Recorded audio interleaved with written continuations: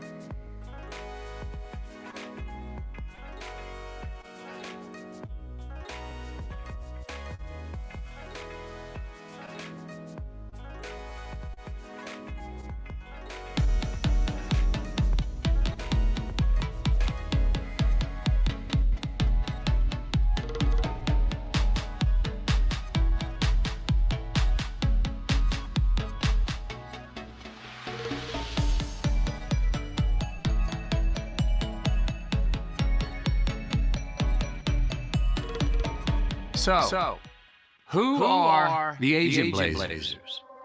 Well, now that's a story. Trailblazers. They've led the way. People who saw a mountain and said, hey, I'll climb it.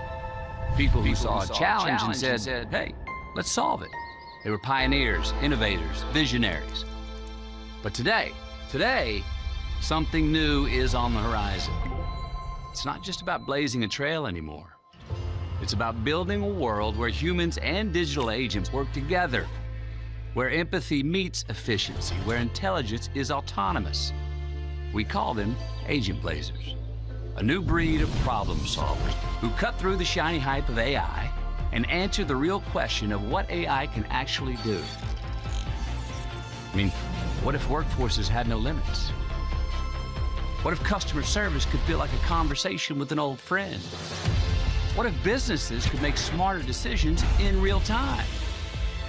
Agent Blazers see the future not as something that happens to them, but rather something they can create.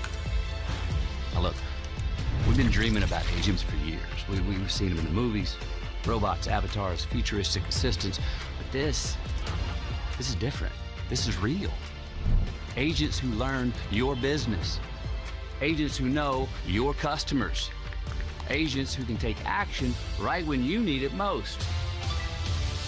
Agent Force is about empowering people, freeing humans to focus on what really matters. Yeah, our stuff. And the best part?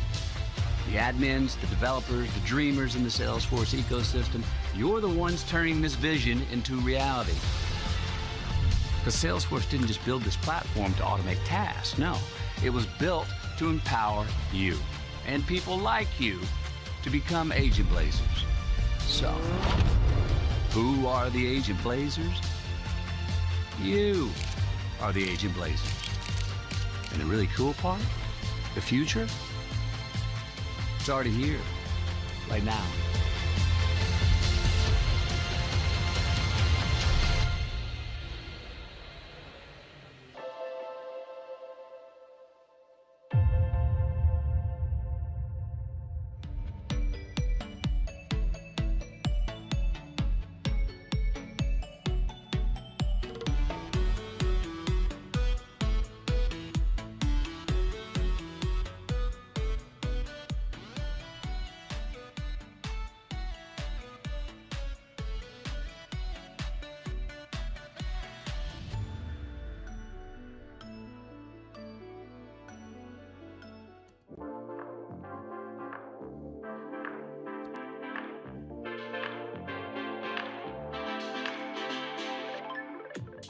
Trailblazing Women サミットにようこそお越しいただきました。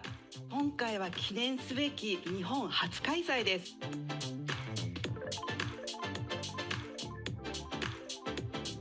This is a very special event that we've been hosting for many, many years, and it was important for us to bring it here to Japan for all of you because we believe that with women at the helm, we can do absolutely anything. AI で瞬時にして本当にパーソナライズされたサービスが提供できる未来が来てるのかもしれない。心理的安全性が図られたコミュニティを作ってみんなでこう学び合う。まずは自分自身が究極にときめく人生を生き切ること。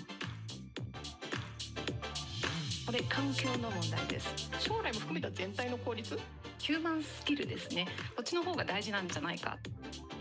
重要なのは一人一人がリーダーになることだと思います。Our Trailblazer community, our Agent Force community really brings us together and allows us the opportunity to continually learn and grow as we are on this journey together.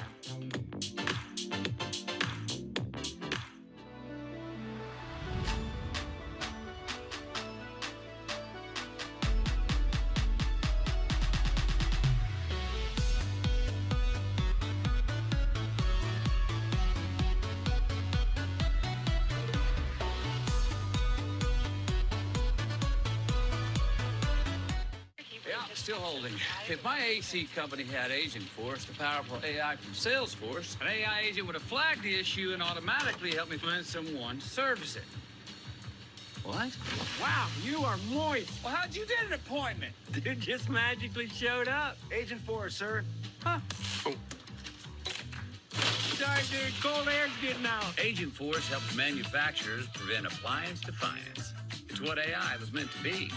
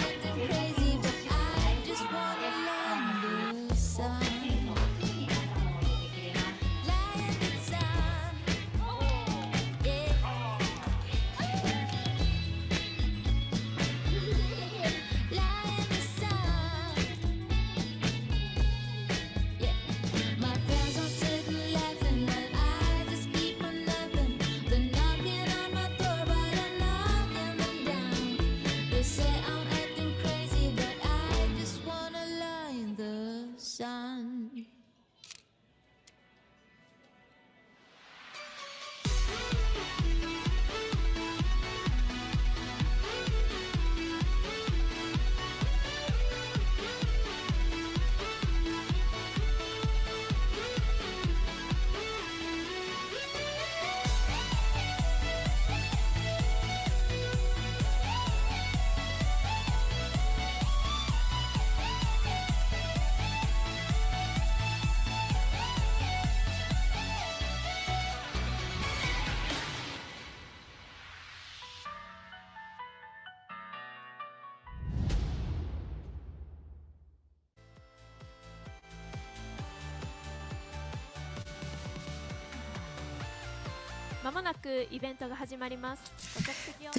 Please take your seats. Please take your seats. The session is about to begin.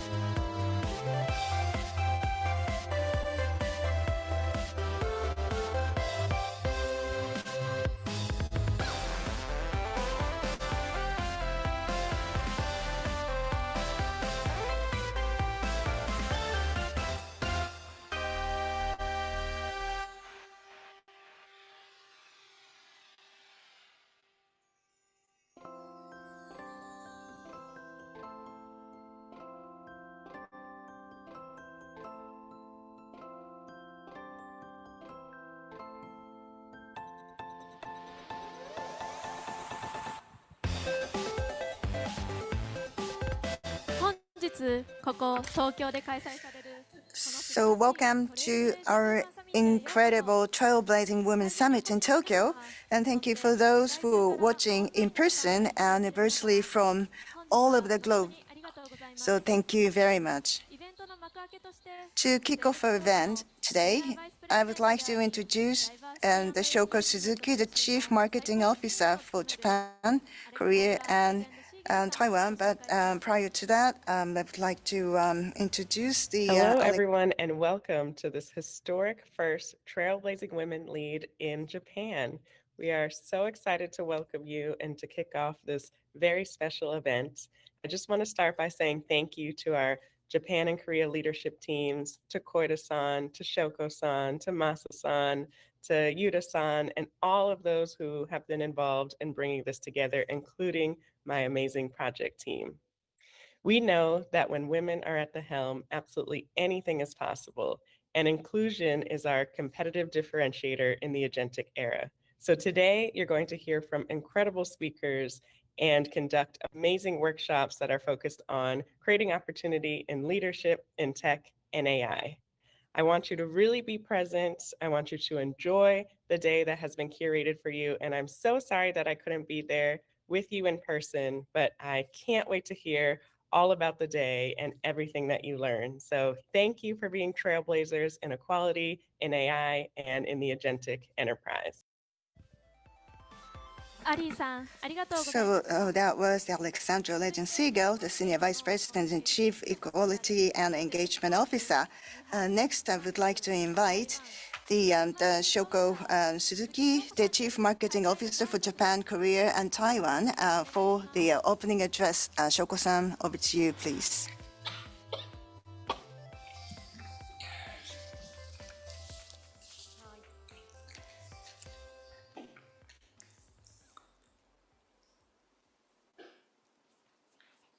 Okay.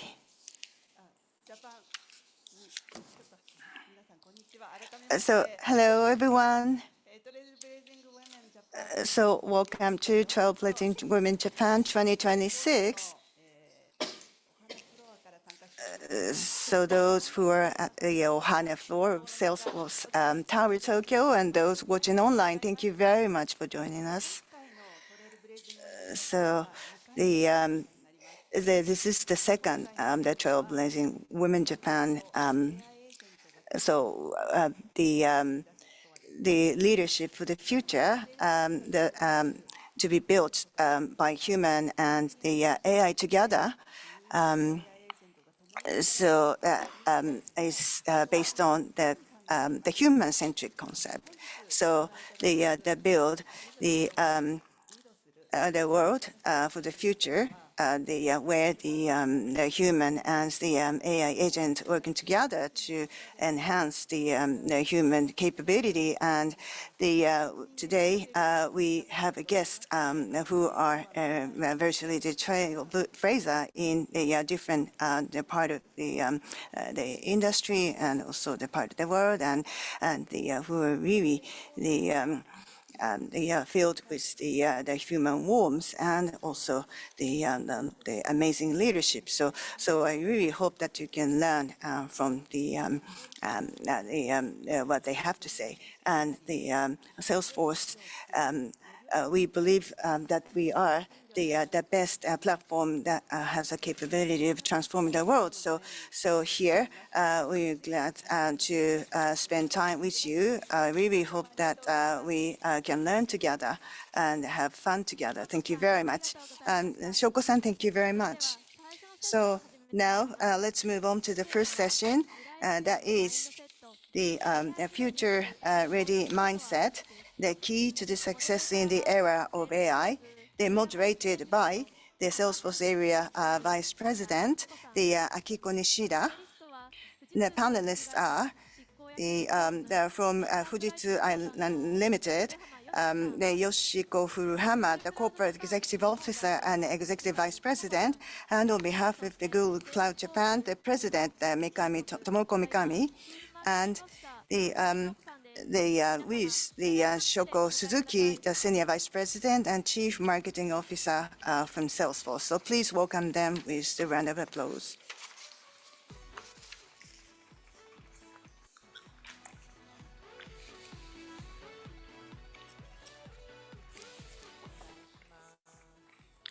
Thank you very much. So let's get started. So thank you very much, ladies. So spending time with us today.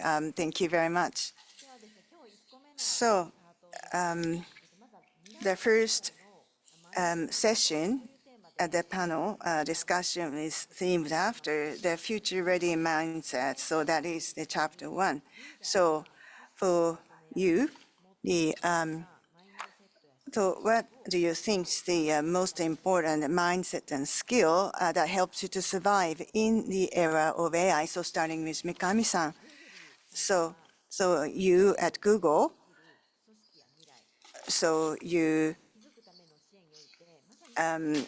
working towards the future where the AI and human can collaborate in the organization, and so you're playing the central role in the context. And so what we can do in order to go towards the future? Well, first of all, the pace of speed. For since the launch of Gemini 3, well, there are so many great models launched from other providers, and the AI performance has tripled since the beginning of this year, and the agent is really the everyday things in our day-to-day work life. And so I think it's important to enjoy those changes. So the agents now born and they start working autonomously, and so some people may feel fears like they're losing jobs, but well, actually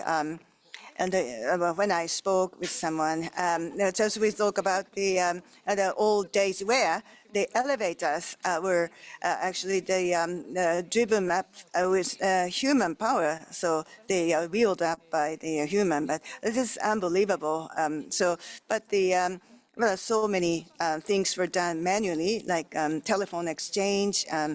But all the jobs are gone. But the new set of jobs or professions were born, like the operator in the mobile services, or so many other new jobs. And so some are gone, but some are born. So I think it's more important to enjoy those changes. And so we, from Google, well, really hope that we help you to enjoy those changes with the help of technology. So since the beginning of the year or the springtime, almost every day we have the news on AI and the GPT, the ChatGPT, and Gemini, and so Claude, and so many new things.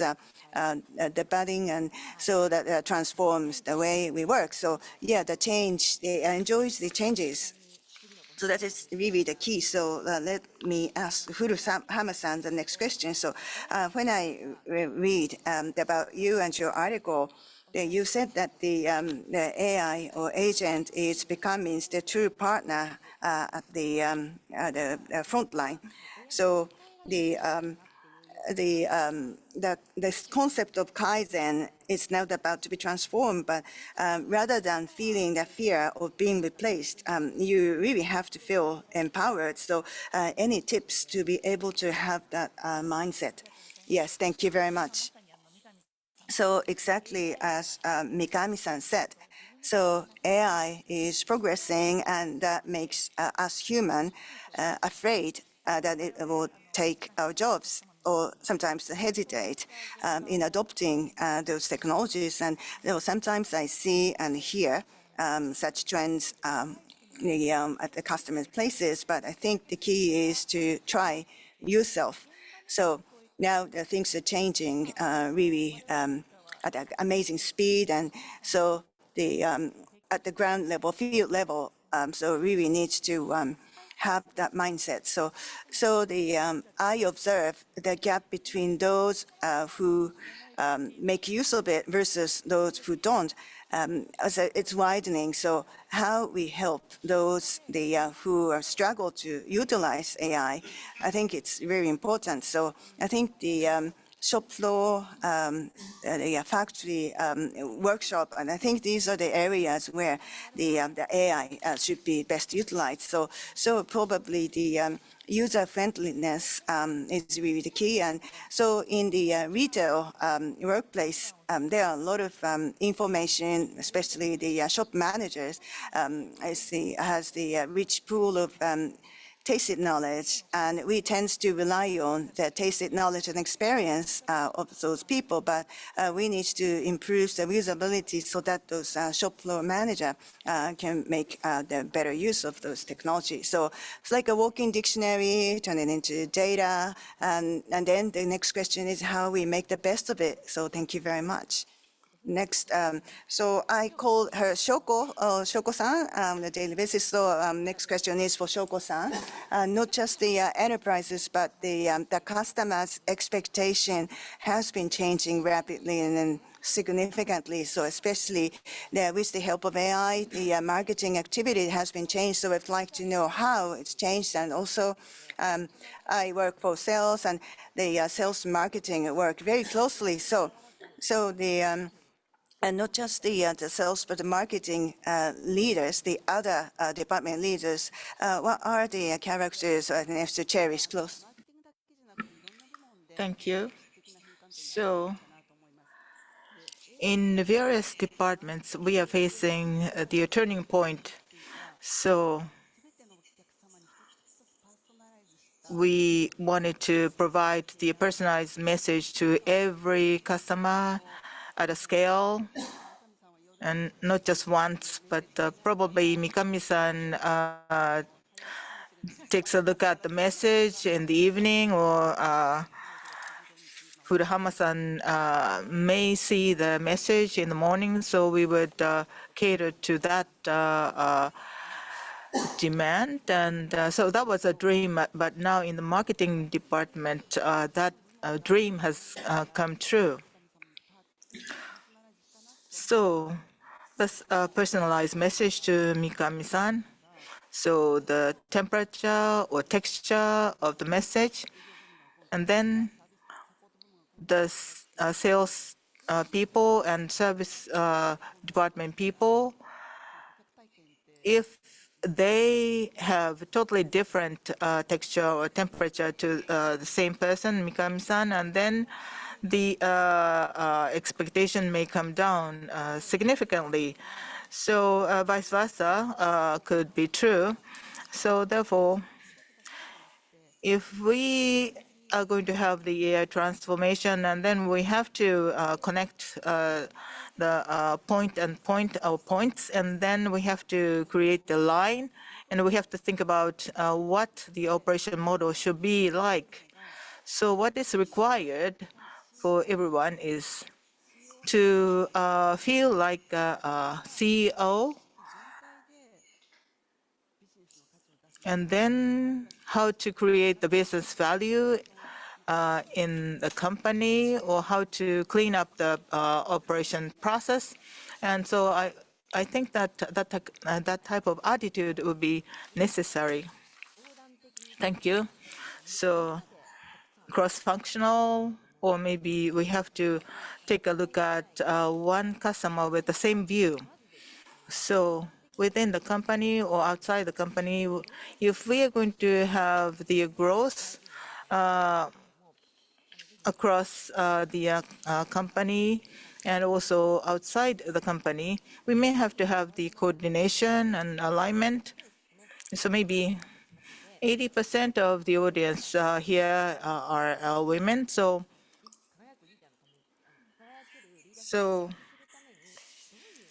in order for the female leaders to shine in the organization, how should they involve the surrounding people? So I'm told that I'm really good at involving people. So I have something I would like to do, but I alone cannot do that. So therefore, I would invite other people to get the help from them. So I'm trying to find the shortest path to reach what I wanted to do. So I think it is rather difficult to disclose what I cannot do to others. So this is the AI era, and then the information is updated on a daily basis, and I don't know much about AI. So it has been already only 3 years since AI has become prominent, so we can catch up with that. And also, bar is coming down, for example, because we can use the natural language for input and output. So those who are not so good at technology can easily use the AI. So with the mindset and ideation, there are so many new ways to think about, and you can find that you can get the new findings with the superpower. So just one person cannot achieve much, but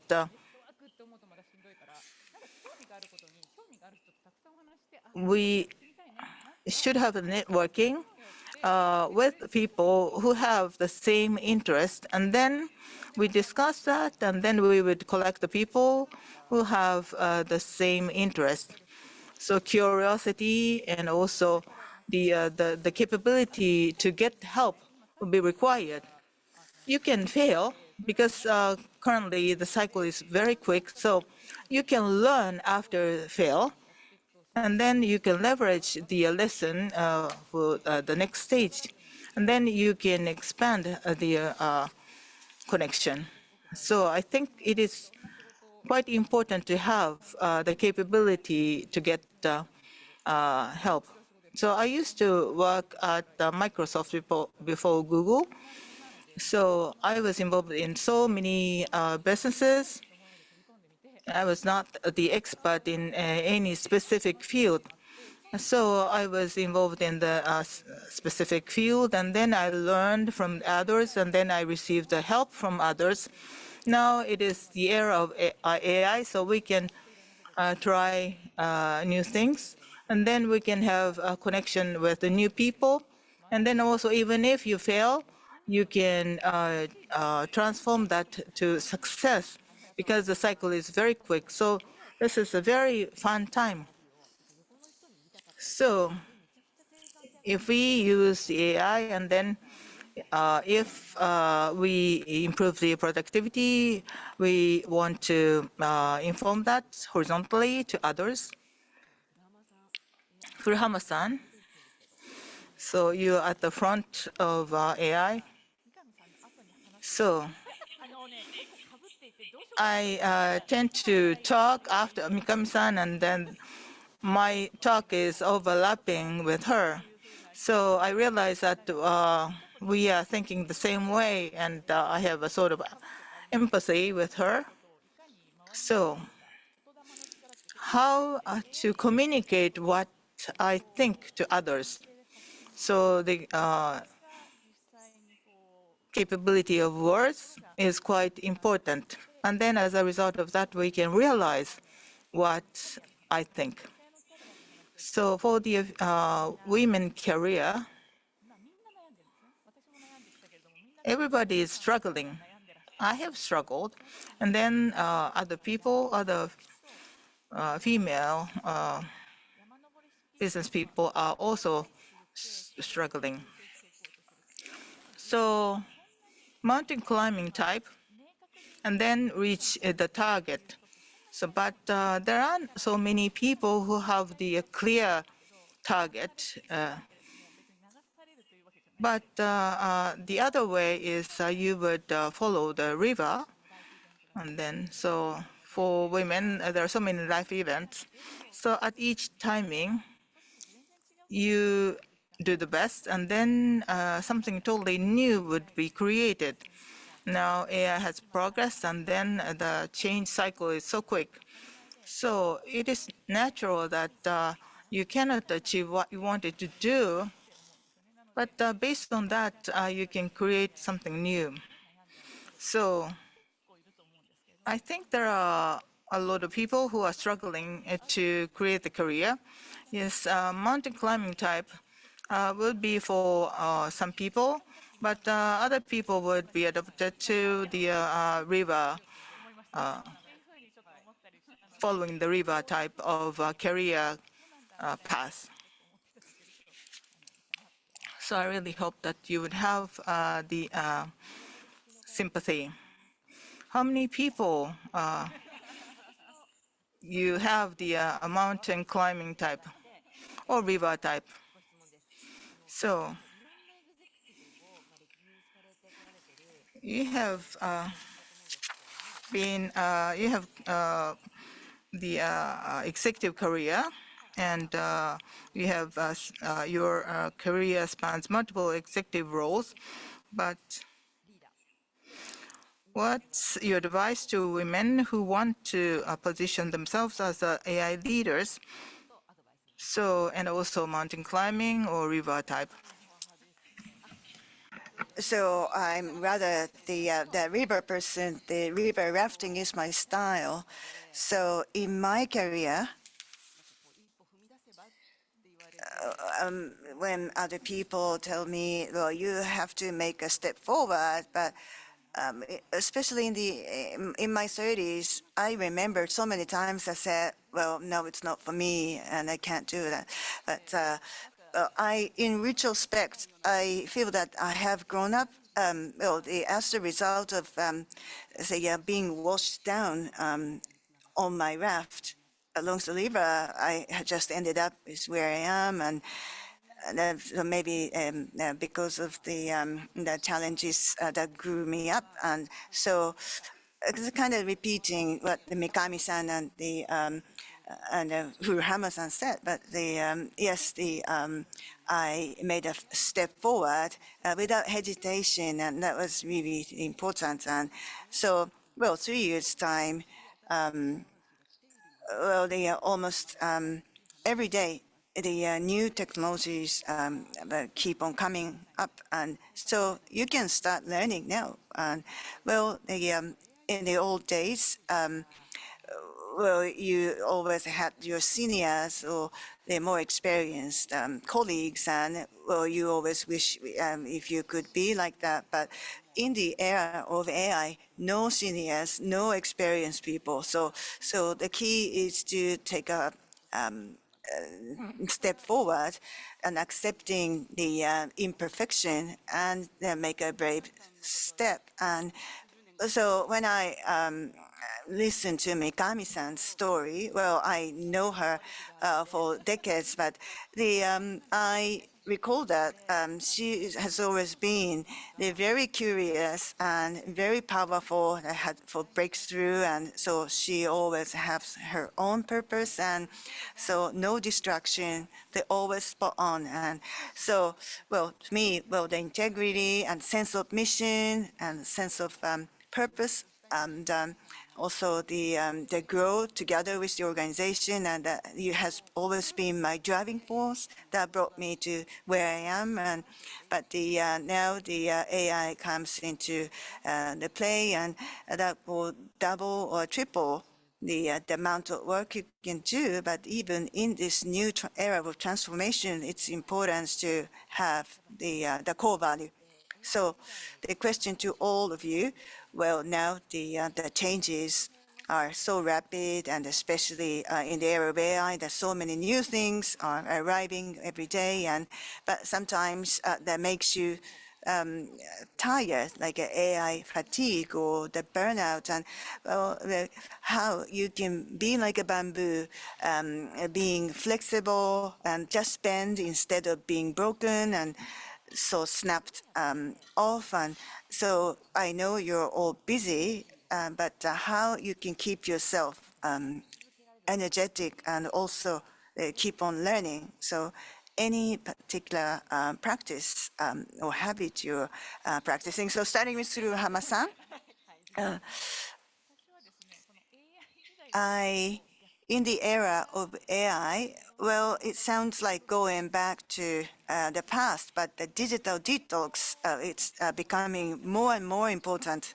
So because the overflow of information that makes you tired, the body and eyes and everything, so you have to have the another, I say, universe. Like actually, I do Japanese calligraphy, and so you have to make your own ink, and then so just the black and white, the word of calligraphy makes up of, and also the tuition fee. Well, I pay to the teacher in the paper envelope, and so it's completely opposite from what's going on in the IT, and that's what I really cherish. Speaking of the river rafting, well, I think even though you wash down with the current, but it's important to have your North Star.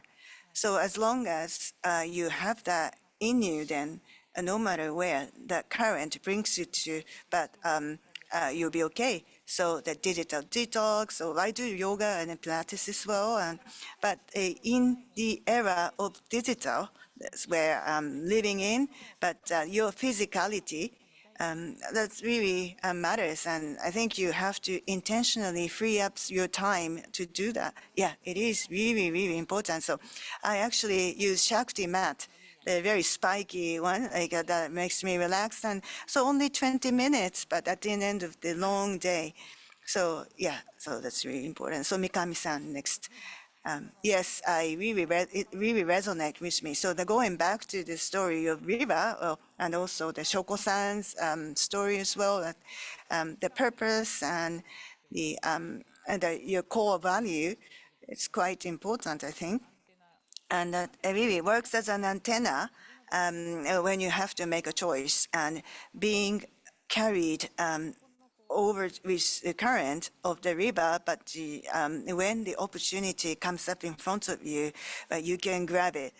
So instead of missing it, so I think it's quite important to have your core value. And actually, I'm actually the hyperactive sometimes, and sometimes that damages me. So I really have to make myself be lazy forcibly, actually. So I really need to have some free space or the margin in which well, that allows you to come up with new ideas. And so I try not to read emails on a Saturday and Sunday, and I love being active. So I do Pilates, and I always make sure to walk home on the way back from the Pilates lesson, or so actually during those moments, sometimes the great idea just falls down on me. So yeah, I have to break myself away from work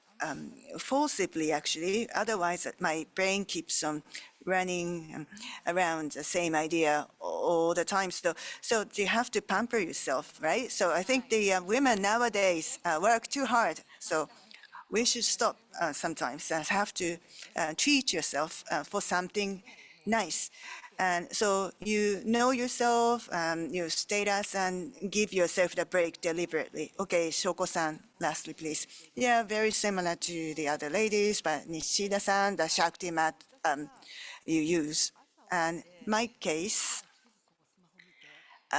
well, first thing in the morning, I pick up the smartphone and check the Slack messages and the news. And so I just dive into zone or flow and keeps on working till I stop at night. And so, but since the few years ago, I made it a rule not to look at a smartphone in the morning and try not to watch news and maybe 10 to 20 minutes. I just reflect upon myself or the important agenda items for the week. And so depending on the purpose, I choose for the month and something that excites me. And well, not at least my list is short, not like 100 items, but only 3.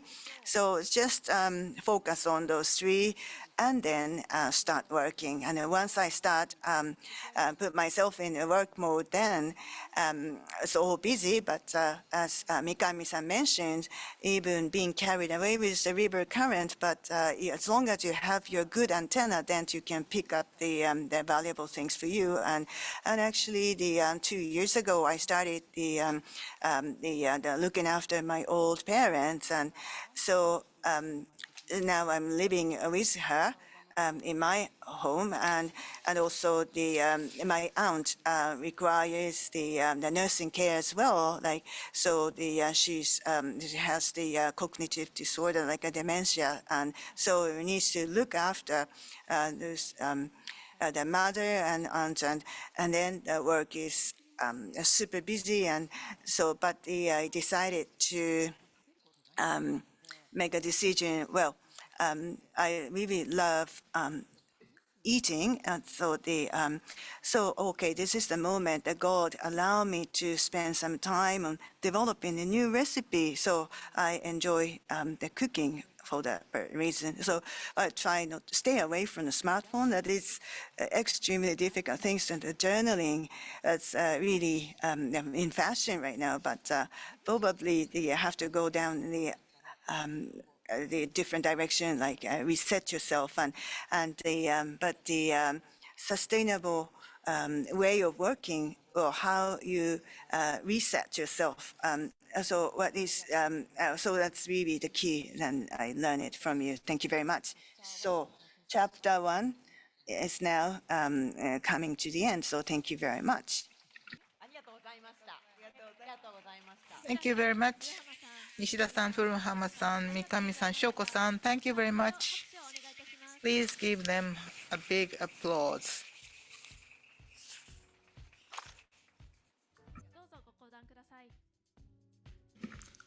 Please come off the stage.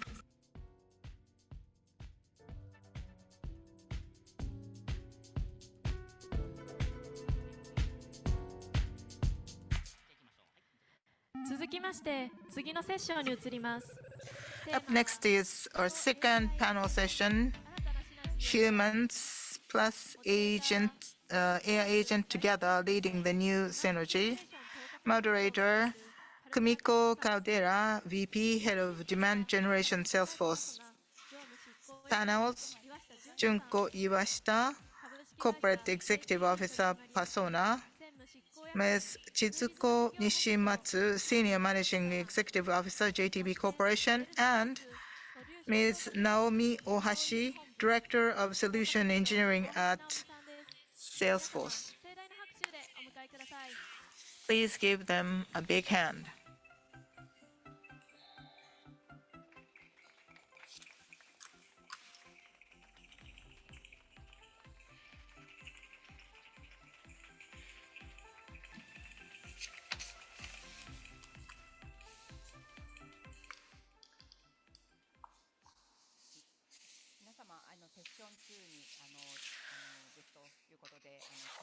So now, hello everyone, and thank you very much for joining us.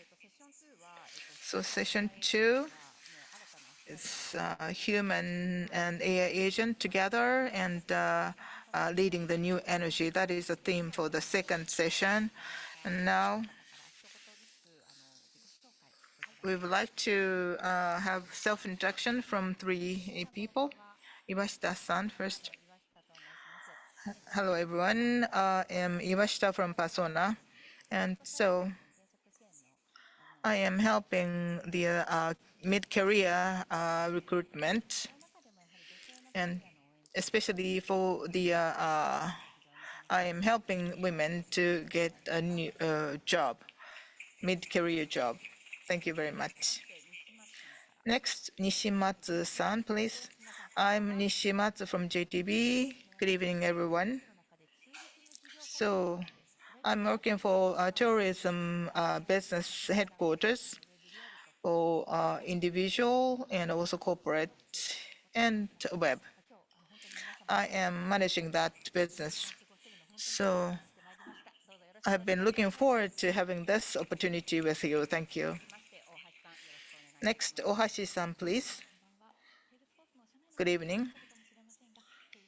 So I am Naomi Ohashi from Salesforce Japan, and I've been working for Salesforce for the last 7 years. I have been involved in the security first, and then now from this year, I become the COE of Solution.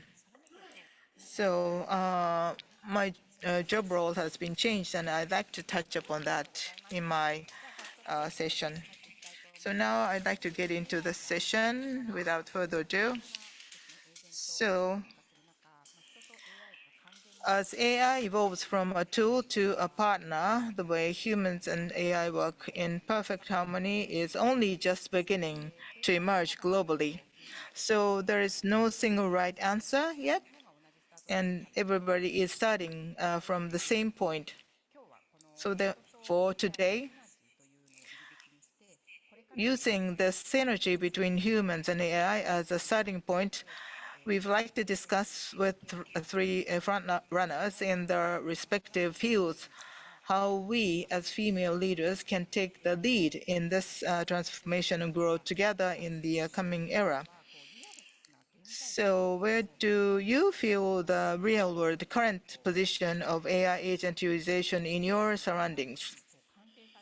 It doesn't necessarily have to be a complete application example, but please tell us about the real expectation you are feeling on the ground, or you are seeing the sign of the changes in your field, or maybe you have started the conversation in the field. So we would like to hear from you about the real expectation and also hurdle to overcome in the future. So first, Iwashita-san, please.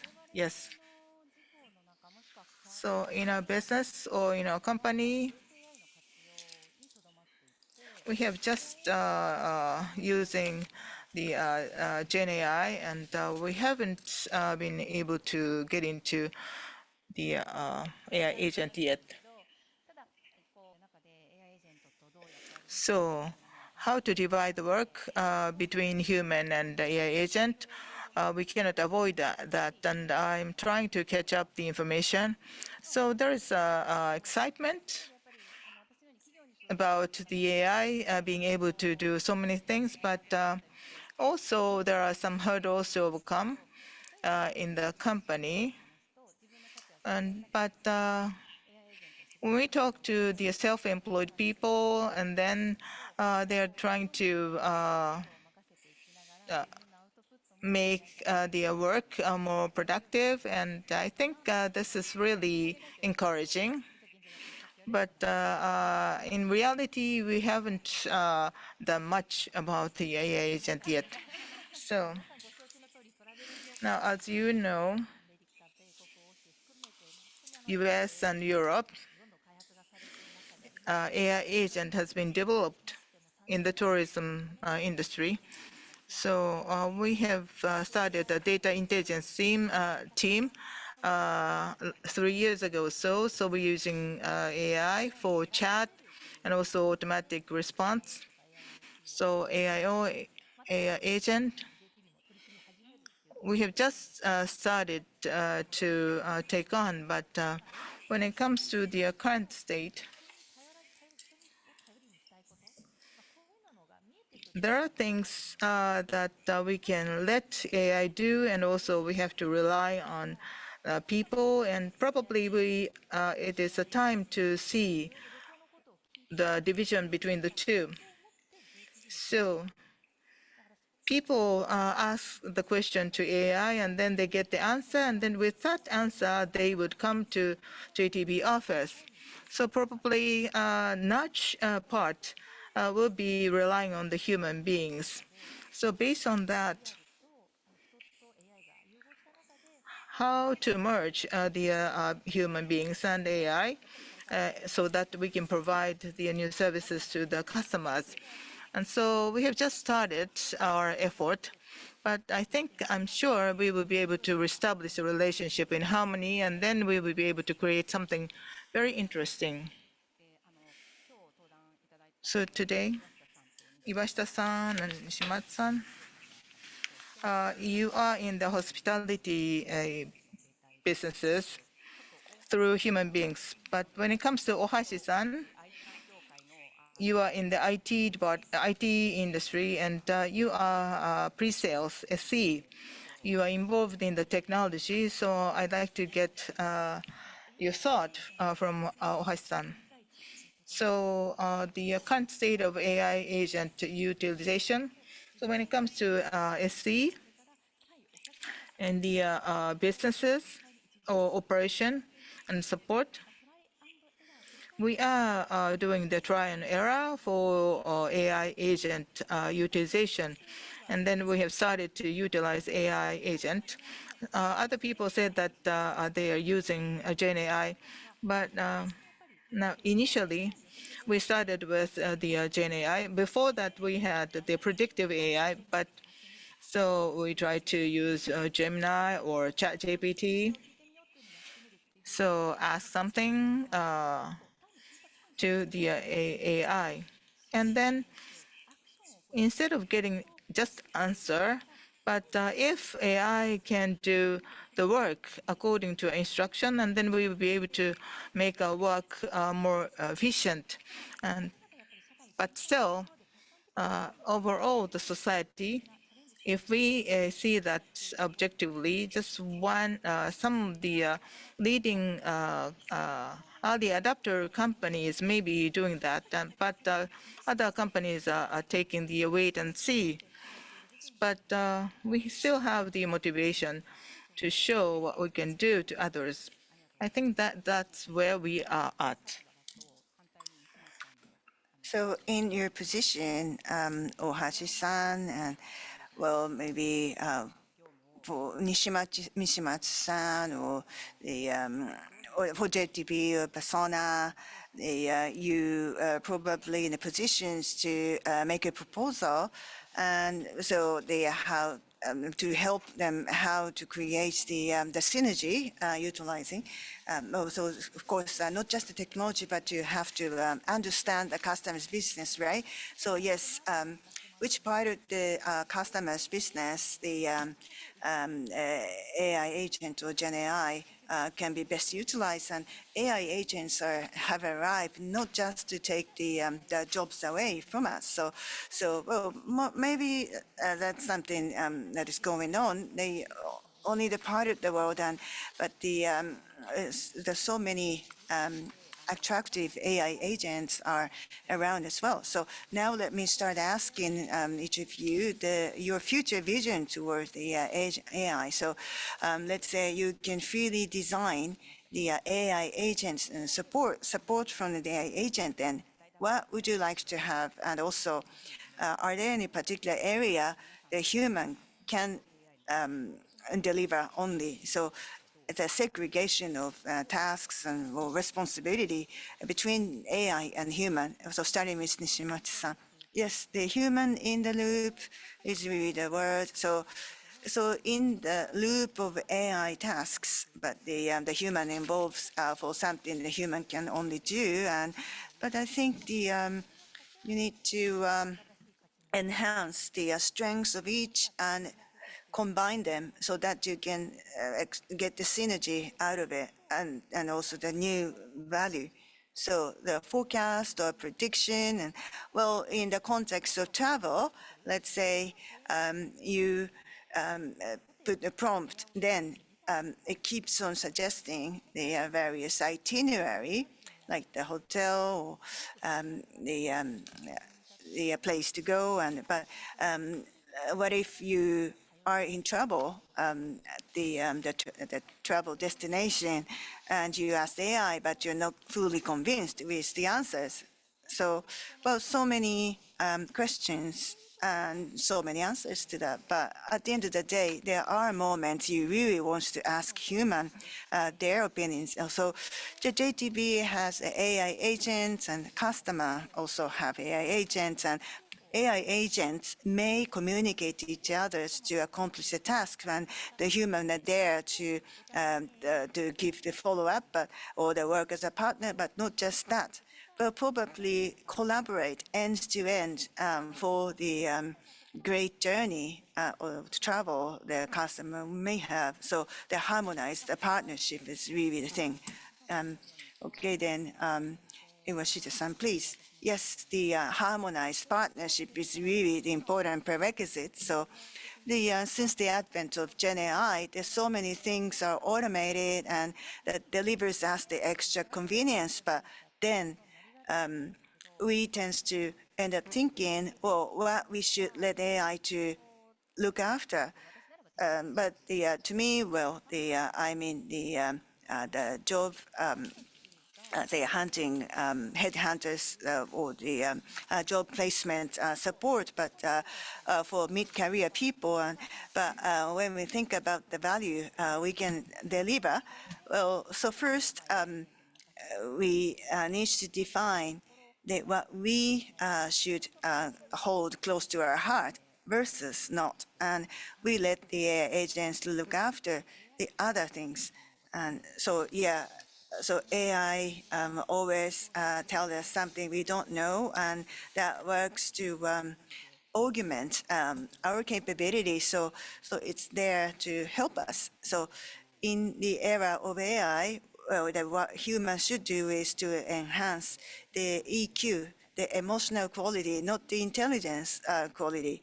So the emotion when we face with the other humans, or the how to digest and process the AI's answer, and how to share it with the other human, the people around you. So the emotional aspect, like the co-runner in the last moment. So the big moment of the customer when they are changing jobs, we really hope that we stand by the customer and push the back or help them along. And so how about you, Hashi-san, how we can deliver human unique value? So instead of separating the human task and AI task or AI agent's task, or so there's some shortcomings like the emergency response, or the emotional aspect, or the AI struggle to handle, and that's really the area that human comes into play. And well, of course, the AI is quite capable. So if you pass on the conditions or the scenario, then they always give us the answers very close to 100%. But in order to aim for 100%, then well, probably the AI agent would be the safe option. But if you wish to deliver 120%, or also the based on the context to the person A and person B, or from different place, different circumstances, and so that is really the extra 20 points comes from. But if you let human to do everything to get to 120, then it's too much. So let AI agents to get to the 100% score, and then the extra mile, like extra 20 points, and that's the area the human comes into play. So now I'd like to start asking the different questions for different panelists. So starting with Iwashita-san, now we go hand in hand with AI, and so especially the middle-aged and senior female people working in the organization. Well, how would you design the organization for incumbent colleagues versus the new budding, emerging generation of people? So what kind of mindset and attitude you expect from them, and also they consider as important? Well, I think the human unique value or the aspect, so that's really obviously important, but how to maximize the output and also the merit of each one of them in the organization, the member of organization. And that's one. And also the team building or the organization building. That's probably the only thing the human can do. So I really need to excel or enhance the capability. Well, that's for myself as well. So how about the field level people working on the shop floor, etc.? What kind of mindset do they need to embrace as they need as they embrace the AI? Well, we are working in the customer-facing department, and so the customer is the center of everything. So what part of our work we need to pass on to the AI for better outcome for the customers, and how we build the task together with the agent, and how you yourself as a human deliver value to the customers, and that kind of mindset is important. And how about you, Nishimata-san, the management versus the field level colleagues? What kind of mindset do you need? Well, in the era of AI, yes. Well, our company always advocate the AI first. So to what extent we can let AI to handle, and that's the starting point we always ask ourselves.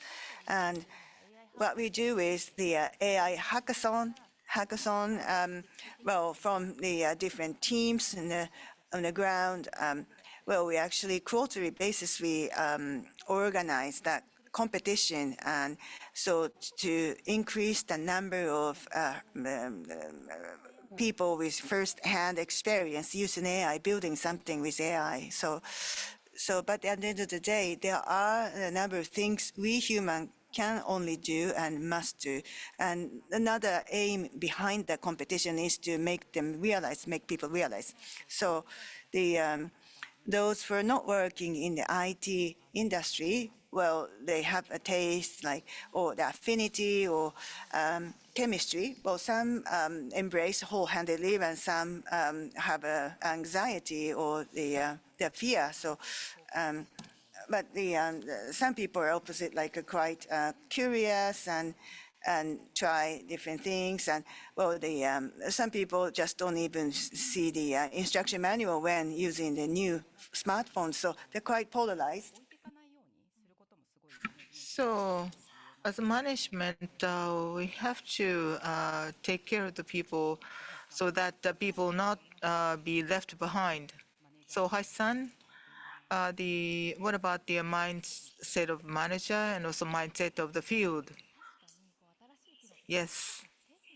So there are new functions for example, Salesforce or other in the AI context. There are so many new things are coming up, and then we have to learn more and more.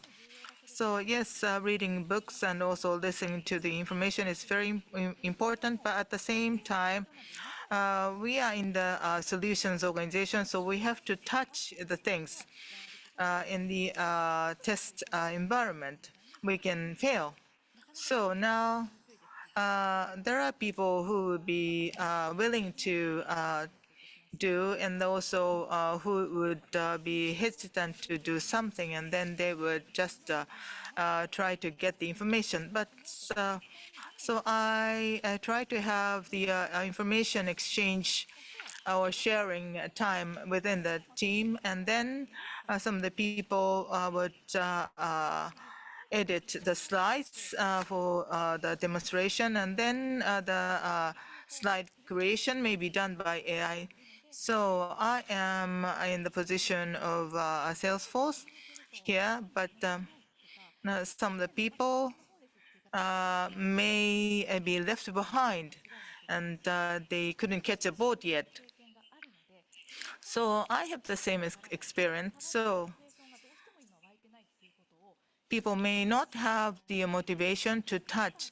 If that is the case, and then please let me know, and please tell that, because I cannot have the ESPA capability. So because of the flow of the company, people may feel that they cannot express, that they cannot catch the boat yet. So if they can express that, and then we would find out the and identify the reason why. So maybe people may not be able to say that AI is better because if they say human beings are better, that would sound helpful. But probably we can come up with the ideas and ways to teach the people in the study session. So in the Salesforce, we have the bootcamp training, and so that everybody would get on the boat. And I think we have the same idea coming through. Nishimatsu-san talked about AI hackathon. So which departments started this AI hackathon, and then which departments are joining? One department or so many departments are joining AI hackathon? So some of the people are forming freely teams, and also you would think that a product-related or web-related department will be really highly motivated, but surprisingly, Nagano office would come up with the idea, and they are quite positive. So surprising department would come up with a surprising idea, and then we would try the AI for that idea. So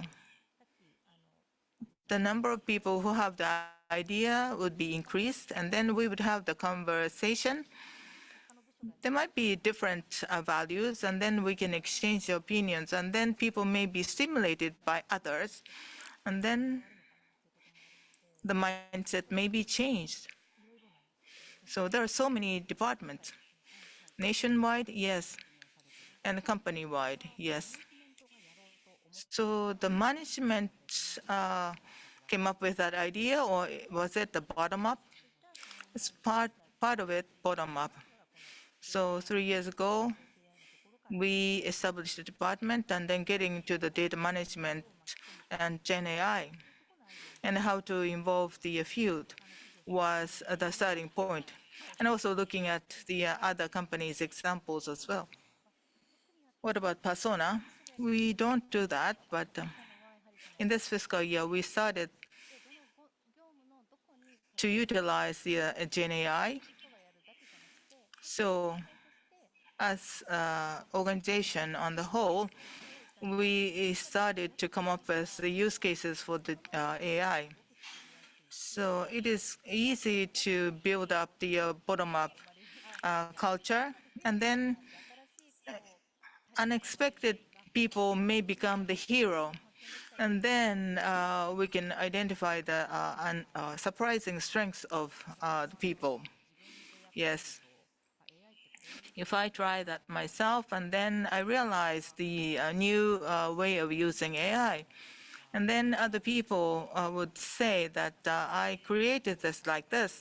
So people have the different way of using AI. So we shouldn't have the fear to utilize AI. So time really flies. So finally, I'd like to receive your word. So at the beginning, I said that there is no single right answer, but so I think this is the best chance to lead the people. So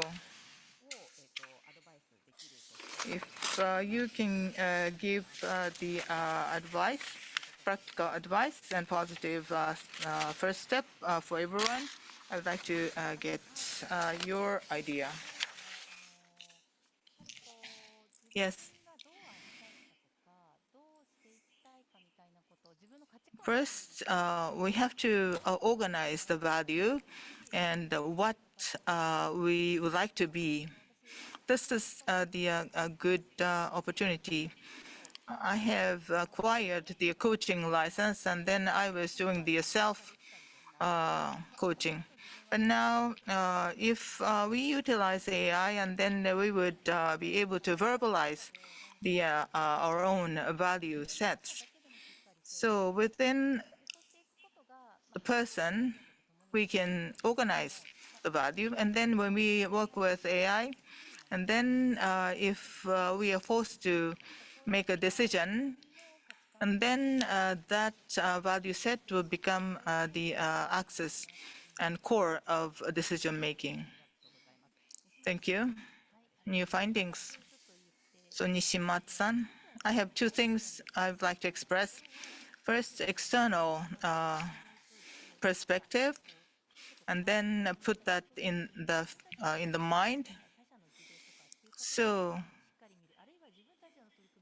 not only just our own company, we have to have the external use cases, and then also we should have the external evaluation as well. And also, so AI would have the functional value judgment, and then human beings may have the emotional judgment. So feeling may be moved, and then we have to have the experiences for that, so that we can improve the human capability. So if we are stuck in the meeting room, and then we would go outside and the camping site to have the same meeting, and then we may find totally new ideas there. So Ohai-san, please. So I talked to my colleague, and then so one-on-one meeting was done while they are running around the Imperial Palace. So I hope that people would find AI agent very close to you. So within the 1 week work, just picking up one thing. If there is one thing that you can rely on AI, and then if you can have 3 days off in a week, please find one job that you can rely on AI. So the answer shouldn't be no. So if you try really hard, you will come up with some idea. Okay, this job or the tools can do it for you. And so, and the use case is really the important things to focus on. So on one occasion, you can use this technology and that technology for what? And we are always work really hard to come up with the happiness the scenario the technology can help. So Yeah, thank you very much. The amazing comments from all the panelists. So yes, the start, the small step, that is really the key. And so we were able to get a lot of great ideas. So how to decide what you can let AI to work for you versus you do it yourself, and well, for the better synergy between the two, and they're making the first step, the giant step. This is really the small step is a giant step, and it's really important. So this concludes the session too. Thank you very much, Caldera-san, Iwashita-san, Nishimatsu-san, Ohashi-san. Thank you very much. So please give them a big applause. Thank you very much. Panelists, please exit the stage.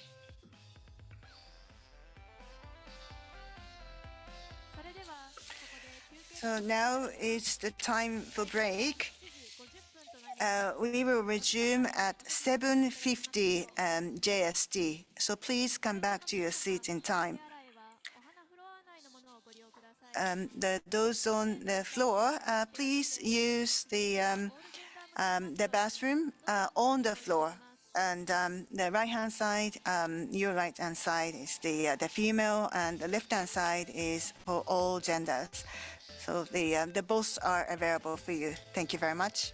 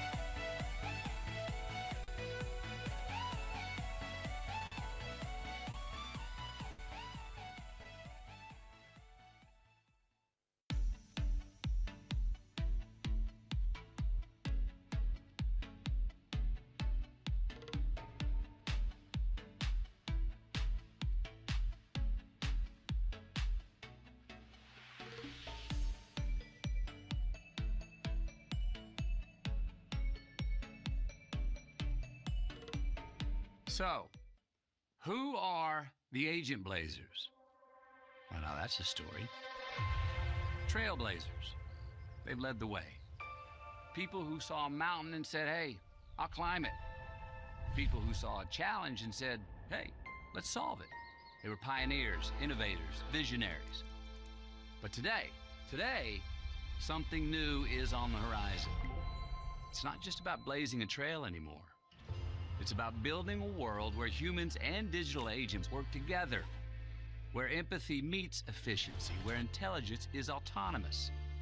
We call them agent blazers, a new breed of problem solvers who cut through the shiny hype of AI and answer the real question of what AI can actually do. I mean, what if workforces had no limits? What if customer service could feel like a conversation with an old friend? What if businesses could make smarter decisions in real time? Agent blazers see the future not as something that happens to them, but rather something they can create. Now look, we've been dreaming about agents for years. We've seen them in the movies, robots, avatars, futuristic assistants, but this is different. This is real. Agents who learn your business. Agents who know your customers.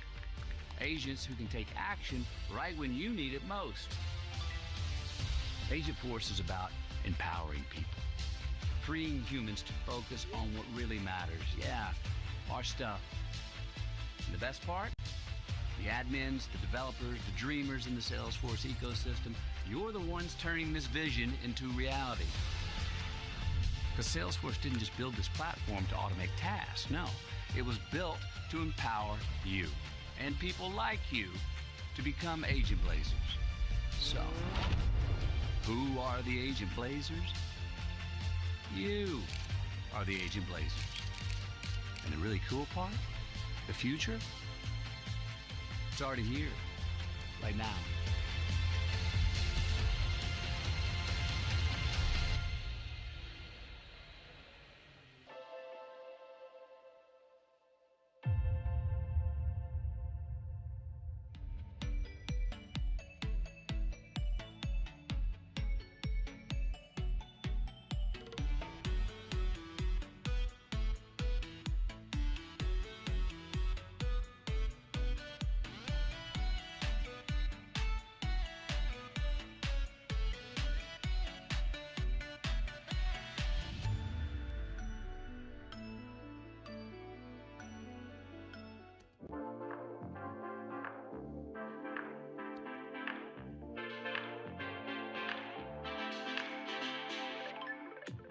Trailblazing Women サミットにようこそお越しいただきました。今回は記念すべき日本初開催です。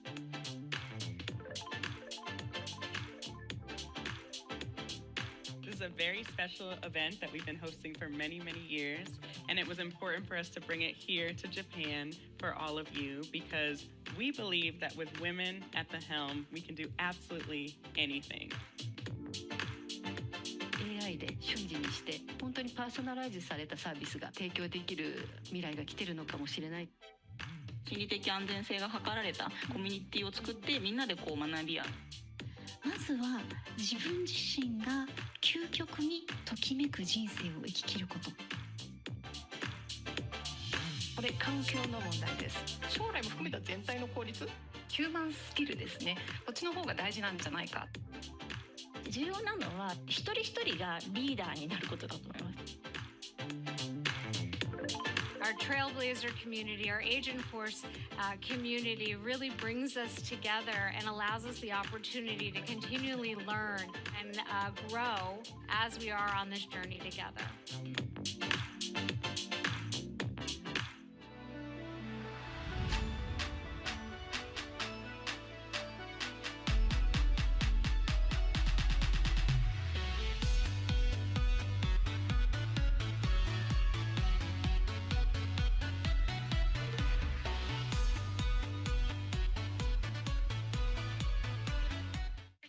Still holding.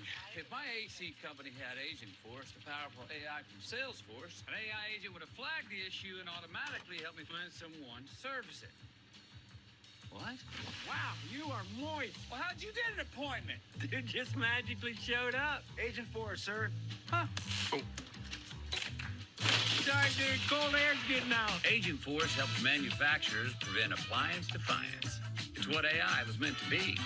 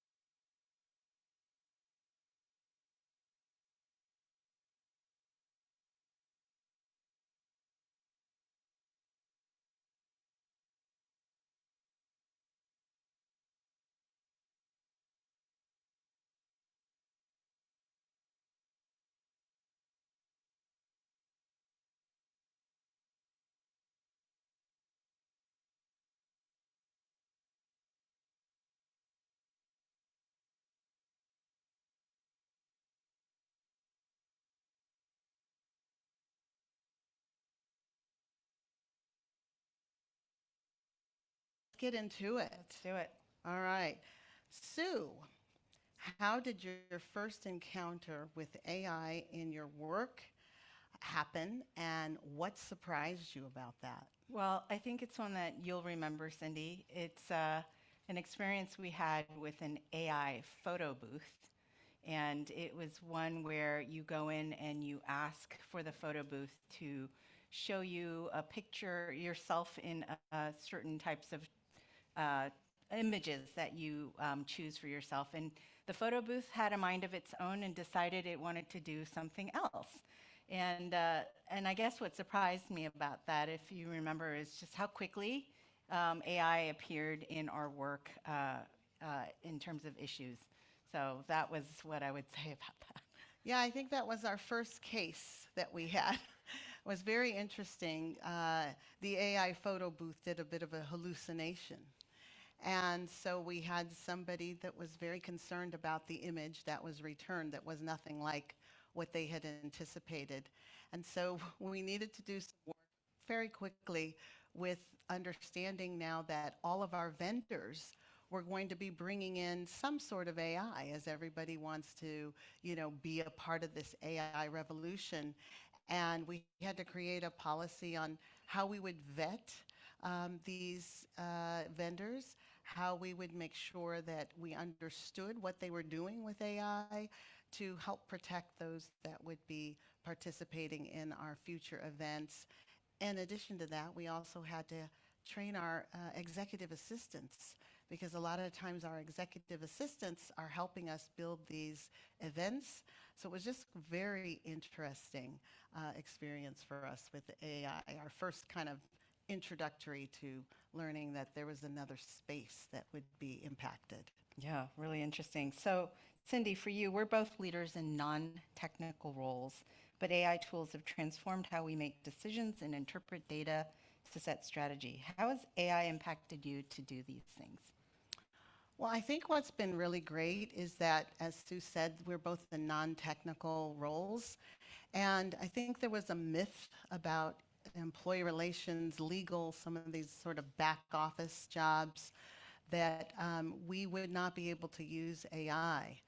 But AI for employee relations at Salesforce is really enabling me as a leader to transform how we do our work from being more reactionary, sometimes I use the word transactional, to being very proactive. And I'll give you the examples of why that is.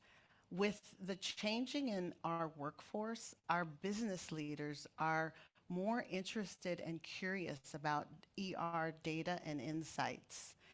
And AI is allowing us to be able to take all the thousands of cases that we get a year and mash that up against things like, do we see attrition? Do we see other areas of implications that are early warning signals to the business? And we weren't doing that before. Our mode of operation, and what's really important is getting the case done. But if you do thousands of cases, you have thousands of informations and insights. Looking forward to all the interviews that you do with all of the folks as you do those investigations. Those are all learnings. And AI allows us to be able to mash all that data up, I call it the unstructured data, into something structured that we could actually start to take action on. So I'm super excited about that, Sue, and I'm curious as for you to share with the group what you're doing from a legal perspective with AI. Yeah, it's similar. Our team has been collecting data diligently for the past 8 or more years. It's allowed us to have deeper insights into what's happening, and it's allowed us to connect with your data and report trends that start earlier in the work stream and end up in a different place with us. It's also allowed us to be super efficient. We're a small team for a hyper-fast growing, constantly innovating, changing company, and it allows us to prioritize our best time. Our time in the best way possible, and to really focus on things that our team can best focus on. Yeah. So if you know anybody in legal or employee relations and they're telling you they can. Yeah, for sure. So Cindy, some leaders are feeling both excitement and uncertainty around AI. What would you say to an executive who feels that AI isn't for them or doesn't impact their work? Wow. Well, listen, for leaders that feel that AI is not here, I'm curious as to what they've been looking at. AI is already in our workspaces. AI is here and it's in our lives. And what I would say to that leader is really to be a little bit more curious and to open their minds about how they could leverage AI. And you can do simple things like ask folks, what are some of the day-to-day tasks that you do that take up a bunch of your time that would give you more time? If you could get rid of that task, what would you do? How would you do? And have them experiment with AI. Listen, we're not asking for leaders to become prompt engineers. The expectation of a leader during a transformational time like AI is to really learn and understand and open the doors for their teams. Take ideas from your teams, learn from what your teams may be doing. The notion of leaders have to know everything is out the window. What you have to be is understand that there is a transformation happening. You need to ask the right questions, put the right people in places on your team. But to say that AI isn't effective or you're not curious about AI, it's kind of like if 20 years ago leaders would have said, I don't need to know anything, the internet's not going to be helpful for me. I mean, think about where we are today. Every leader today leverages the internet. So we're in that same space, so it's kind of like that leader would be led if they don't lead, because this train has already left the station and AI is here to stay. And so I think this is something we all need to be more curious about. And I think as leaders in the workplace, we have to lead by example, and that's being open to change and having a beginner's mind. Yeah, I would say same thing. I think for a leader who is unsure about AI and its impact in their work, I would say skepticism is healthy, but disengagement is costly. I think we're not going to go back to a world without AI, and I think that skepticism, asking questions from inside the conversation, is better than asking questions from the sidelines. So be engaged, ask the right questions. I think as leaders, we have an opportunity to not just show that we have answers and be judged by the answers that we provide, but by the questions that we ask.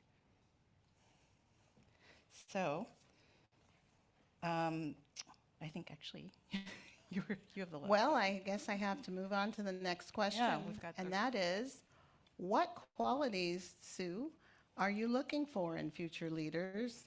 And what skills are you seeing in the employees who are most successful at Salesforce? I think for me, the most important quality right now that people can have is curiosity. I think curiosity signals openness, willingness to learn, a willingness to deepen your intellectual growth, and also it signals empathy. It signals wanting to understand different perspectives and different experiences. What about you, Cindy? What do you think? I mean, I want leaders to have a lot of energy.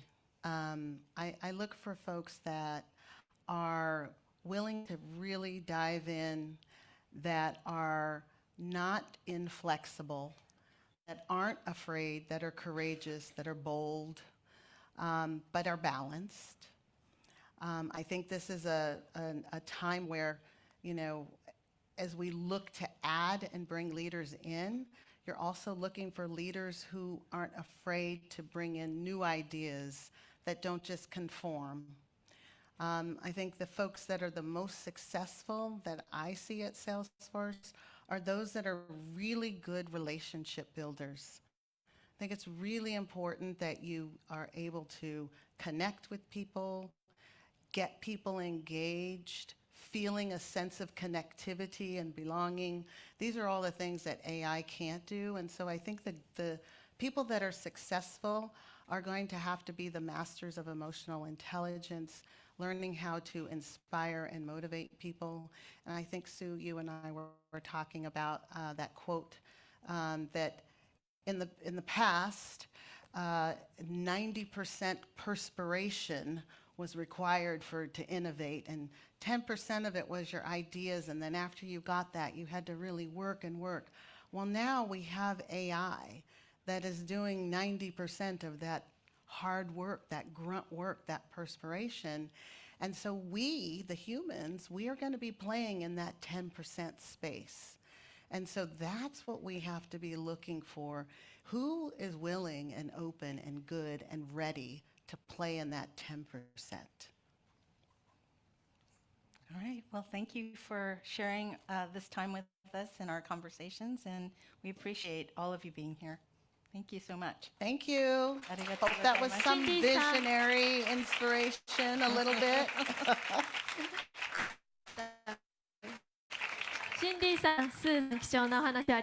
Cindy and Sue, thank you very much for insightful conversation.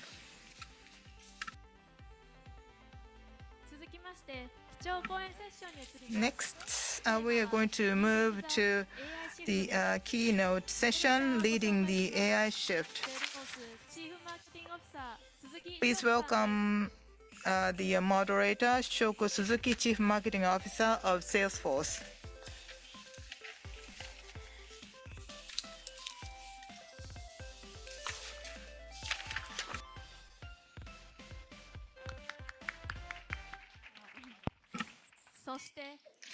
And then pro snowboarder Mitsuki Ono.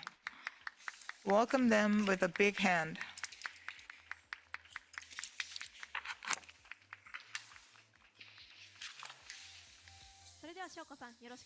Shoko-san, please moderate.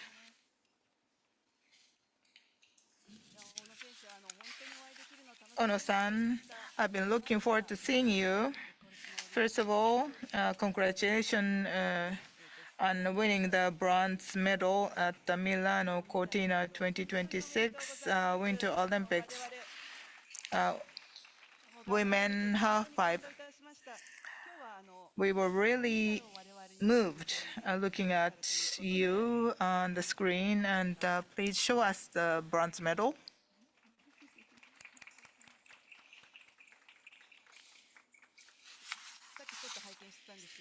So I took a look at it. So in which bag are you carrying the bronze medal with? Actually, I'm using the Doraemon pouch. So you are the athlete, but also we would like to see your real face personally. So on a daily basis, how you are leading your life. So as an athlete, people may think that they're quite active on weekends, but actually I'm an indoor type of person. So I tend to be at home in many cases. So probably you are taking balance. So you are valuing the time to becoming yourself. So today's theme is leading the AI shift. So in your action sports world, where AI and technology are being used from the athlete perspective. So my game is the point game. So in the last 1 or 2 years in the professional tours, the AI is used for judging. So the height amplitude is judged in the tournament. So I think there is the common space between our sports and technology. So you yourself and coach leveraging AI and technology for your training and also keeping your condition and also the condition of the half pipe? Yes. So at the moment, we are not relying on AI so much per se, but I'm sure that elements will increase from now. So more specifically, what kind of AI are you using to find what? So I'm not quite sure about the types of AI, but basically the height or takeoff are analyzed with the image, and then the flying duration, or maybe we will use 5 or 6 tricks to come down. So the overall ratio of the height and also the comparison against the other players that is judged. So the judgment is that in that detail. So Ono-san, not only bronze medal, but also you were awarded the Crystal Globe for the top athlete. So 2 years in a row, you are awarded with that award. So to achieve the bronze medal and that award, I'm sure you are continuing the efforts, tremendous efforts, and also at the same time, you are under strong pressure, and then there might be a time that you would be burnt out. But is there any tips to keep your motivation, or is there any way to avoid the burnout? In my case, even in the successful, the smooth season, but it's not that everything went perfectly. So 1 or 2 very resentful moments. So I hate to lose. So in the events and others. So I always dwell on some frustrated with the unsuccessful impression, but that keeps me motivated. So, okay, thank you. So, especially when, well, you felt demotivated or and then you overcame. So, could you give me some examples? Yeah, in 2022, I snowboarded, rode at the Beijing Olympics, but I ended up in the 9th in the final. So I was not able to perform to my best, and also I failed to accomplish my goals. So I was so disappointed, and over the course of several weeks, even in the snowy seasons, but I stayed away from the snowboards at all. So, and then the next event, the competition, came quite soon. So, and that kept me busy, and I was able to have some break during which I had a time to reflect upon myself. Okay, thank you very much. So during the recess, so you stayed alone or with the people around you, like coaches, and to they help them recover from back then that was during the COVID pandemic, and coming back from overseas, they have to be indoors for 2 weeks, like. So I just make sure to spend time for myself. And speaking of the snowboard, well, you said that you need to do the 5 to 6 tricks on the way down, and in order to keep on winning, well, you need to challenge new things and some new tricks you need to invent or develop. And but the behind all those. Things we see on the slope, but the lots of risk taking, and well, you always need to take a risk, but a calculated risk when you take on something new. right? So how would you cope with?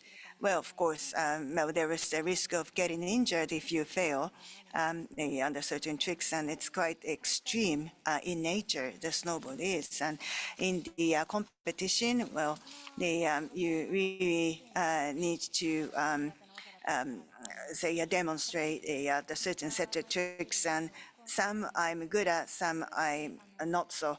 And well, the recent Olympics, well, I decided to put together the session incorporating certain tricks that have a risk to fail, but I made up my mind, and there's no way back. And so some possibility of failing, but that put me actually the standing in front of the wall, no way back. And so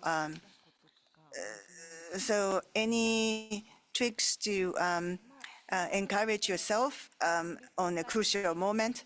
Well, well, my past experience of succeeding, taking a risks helps me, of course, and also some experience of failure. But I always come back to my thought. This is what exactly I want to do. And that is something that gives me the greatest sense of accomplishment. And so I always prefer the risk-taking in the big stage. So Mitsugi-san, since when you started taking a risk and challenge? Well, 4 years ago at the Beijing Olympics, I was rather defensive, and that's why I ended up the situation that I was resented, and so that's why I tried to do something my heart always tells me. And any particular things you want to take risk and challenge? Well, this year, well, right now it's the off season now, and so during that time, I well, do training to master a new set of tricks, and well, that's something I've never done before, and that makes me scared. But yeah, I try to be brave, and I know it's a trade secret, but well, to the best of what you can tell us, many people or some people here don't know much about half-pipe discipline. So, what kind of tricks and what kind of so double cork-tality, the vertical two spin and the horizontal two spin, and there are only 2 to 3 female snowboarders, riders have succeeded in that tricks, and so back to back. So that left to right and in one seamless sequence, they're able to do. That is my goal. I want to accomplish. And what kind of training do you do outside the season? Well, from the starting platform to take off, there was a AstroTurf, and the water sprayed, and then the land on the airbag type of the mattress. So I wouldn't get injured because it's soft, but yeah, I feel shaky when I start from somewhere high up. And so speaking of today's theme, AI, how do you make use of AI and technologies for your own growth? Well, many audience here use AI in the business setup to enhance the capability of the individual as well as the organization. And so in your case, with the use of technology and data, what do you normally do to push your envelope, and also how do you incorporate into your day-to-day trainings? Well, it's a bit different from the everyday trainings, but in the competition events, the amplitude or the course condition, and well, it's presented visually, so I observe other riders' performance. Well, we were given a choice which side to start, the right-hand side or left-hand side, and so just analyze the other riders' performance to decide which way I should start, like because of the condition difference between these 2 routes. So you make a last-minute change based on the analysis, or even if I decide to start in the same direction, the same side from the foregoing players, but the different riding line or so like a fine tuning on the day actually.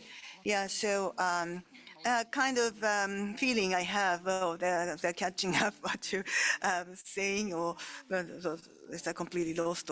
But let's move on to the next question. So the what you can see through data versus the humans' physicality in terms of the balance, like amplitude and others, we can take data in a very precise manner versus the human gut feeling, intuition. How do you actually balance or also incorporate that the objective input into your body? Well, the trick I'm not good at.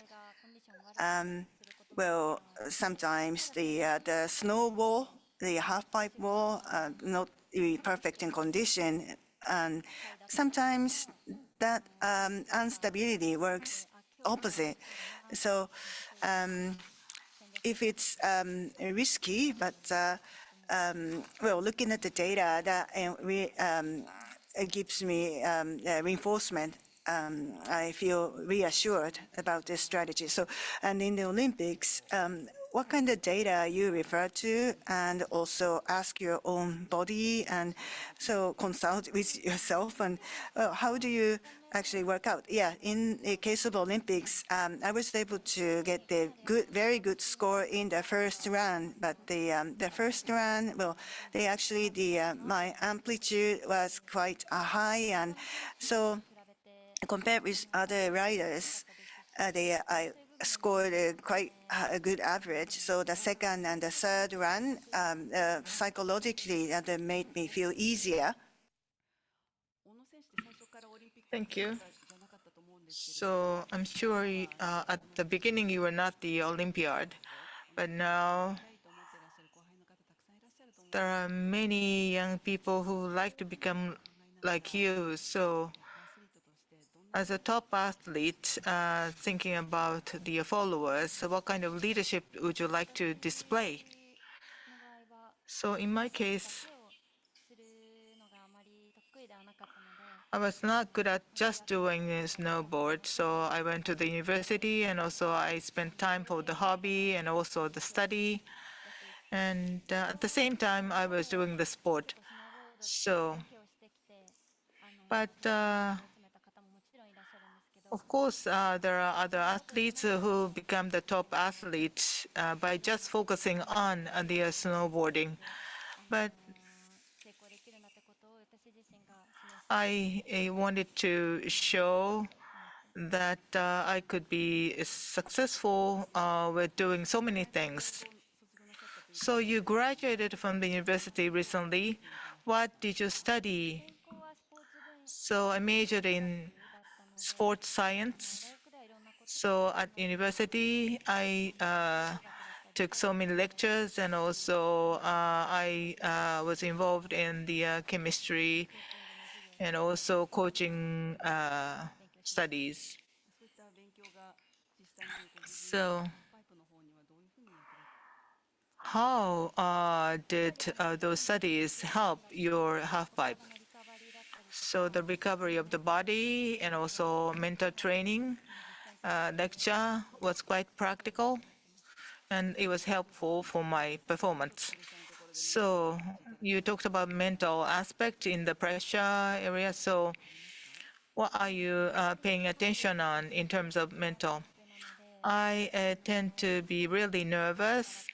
So how to face the nervousness, and also if I fail the first run, and then what kind of mindset is best to take on the second and third run. So I use what I learned in the lecture in that situation. And also I learned from other athletes. So if first run was unsuccessful and you were not satisfied with that, and then in that case, how can you change your mind? it is rather difficult, but I tried not to not to pay attention on that too much because I trained to the extent that I to the maximum extent. So since when you started the half pipe? When I was 7-year-old. So from 7 years old, you have continued your sport until now. So what was the decisive turning point? So when I was a fourth grader, I joined the official half pipe competition. And so I was third from the bottom because I joined the adult competition. But I had a vexed feeling because of that. And because of that, I think I was able to aim at the top athlete thus far. So you had a vexed feeling. And then I do not have the courage to take the next step after having the vexed feeling. But if there is any advice to have the courage to take a next step, I was not confident myself. So up until I can feel confident, I tried. So the quantity is more important than quality. So if you would accomplish that, you'll be able to take another step. So we were repeatedly talking about motivation. So momentum and motivation. Is there anything that you would do on a daily basis, like a habit? Yes. Before I go to sleep every day, I try to spend time for my hobby. So of course, every day I am doing the snowboard-related training. But immediately before I go to sleep, I try not to think about snowboard. Thank you. So what is your dream? What kind of athlete you are going to transform? Is there any objective or aim? I do not have the clear objective yet, but continuously, I would like to stick to what I want to do, even for the things that are unrelated to snowboard. I'd like to do my best. So in the first session, we were talking about the mountain climbing type of person and also the carried away, river carried away type of a person. So which mode are you in? So I think thus far I was the mountain climbing type, but now you have achieved the bronze medal at the Olympics, so you are thinking about the next. Yes, I would like to try the next Olympic Games as well. So, and also there are better results that I can aim at, so I'd like to try myself for the next 4 years. So you were talking about the unswayed axis. What is the most important axis for you?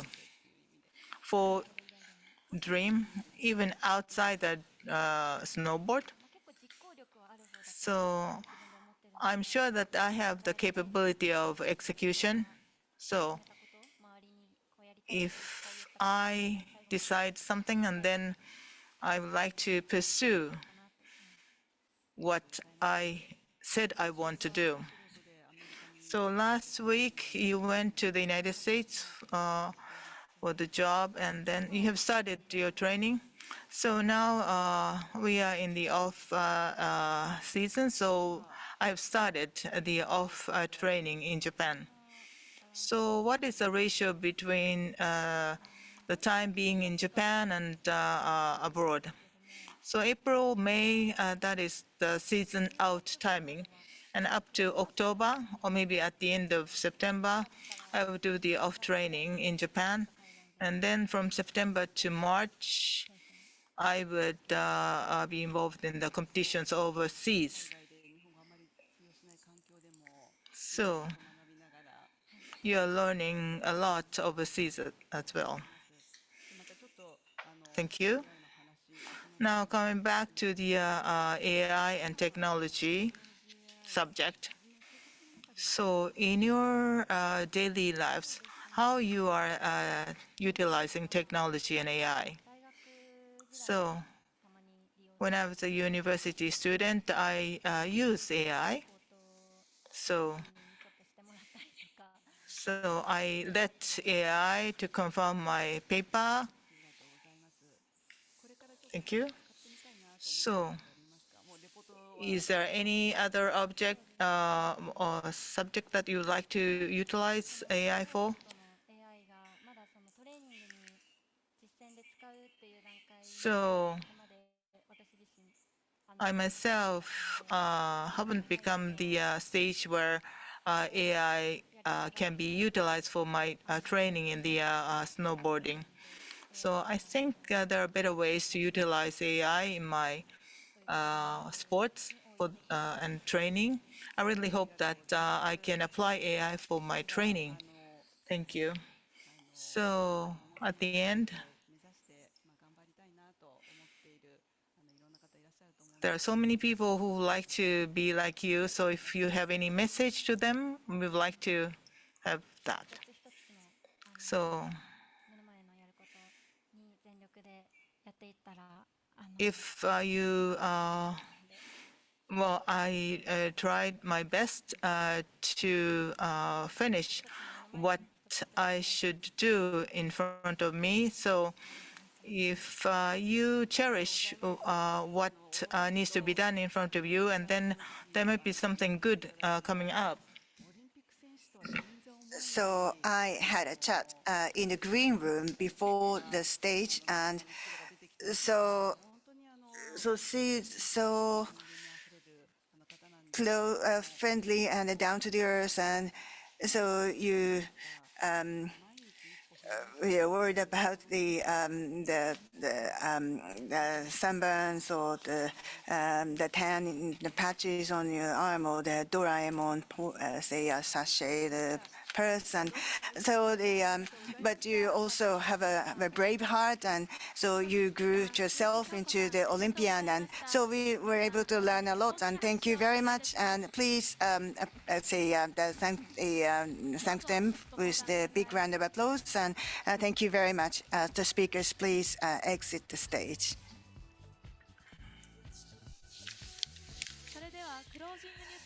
So now for our closing, and thank you from the Salesforce executive team. So please welcome to the stage the Senior Vice President, Customer Success of Japan, Korea, and Taiwan at Salesforce, the Kaname Miyata.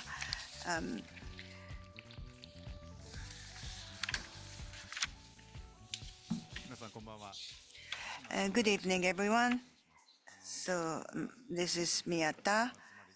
Thank you very much for joining us this evening. And thank you, speakers, for the special moment and the insightful talks. I've been nervous from the beginning, and so I'm always in the environment where the majority is male, and today is the opposite, and it gave me the very good experience that makes me feel the oppositely. So the AI and women, trailblazing women are the theme today, and I take AI in very positively, and not because I'm an employee of Salesforce, but I feel that the AI helps me to enhance the quality of life. And 30 years ago, when my kid was still very young, so back then, the longer hours you work, the better the evaluation you get. And so no AI, no technologies, evolution much, and so I was not allowed to bring home my laptop, so I had to stay in the office until midnight.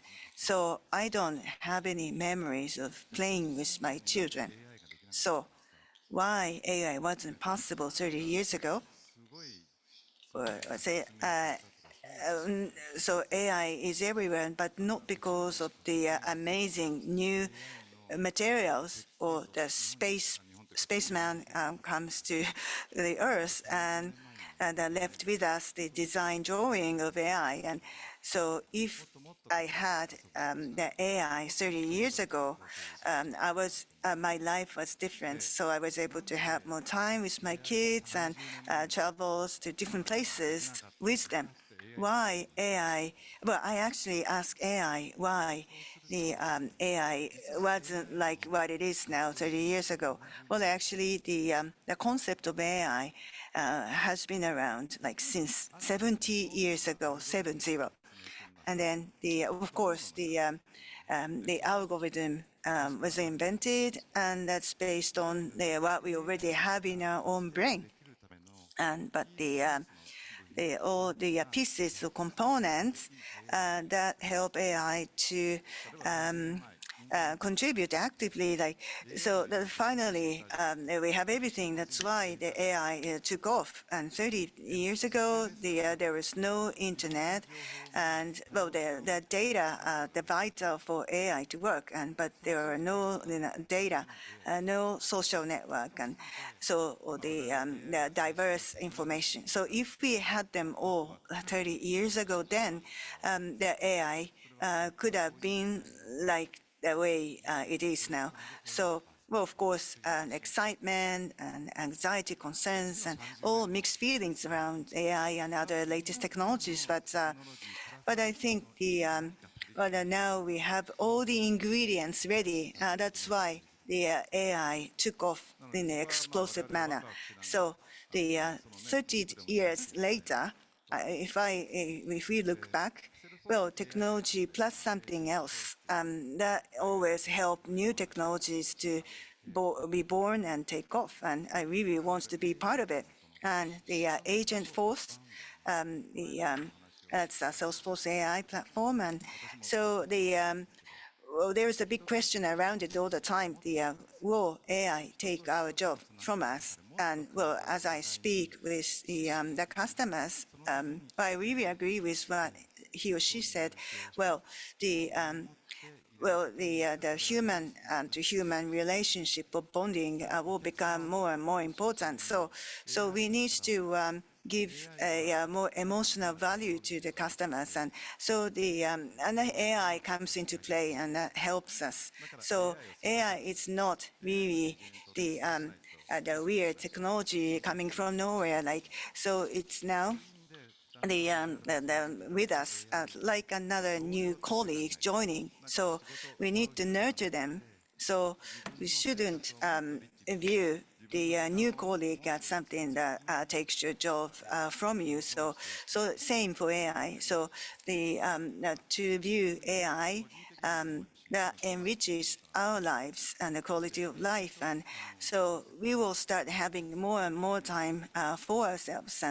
And then we can spend time for something meaningful, and also the nurture AI so that the AI can deliver the better output. And so the integrity, sincerity, that really matters going forward. And imagine the human who has the positive mindset and have a warm human touch. Imagine that person nurture AI. The AI output quality will become better and better. And imagine the opposite type of person is behind the AI agent, then the AI agent will become the copy of that person. So it really needs to be humble and the sincere as we face with the AI and with the society.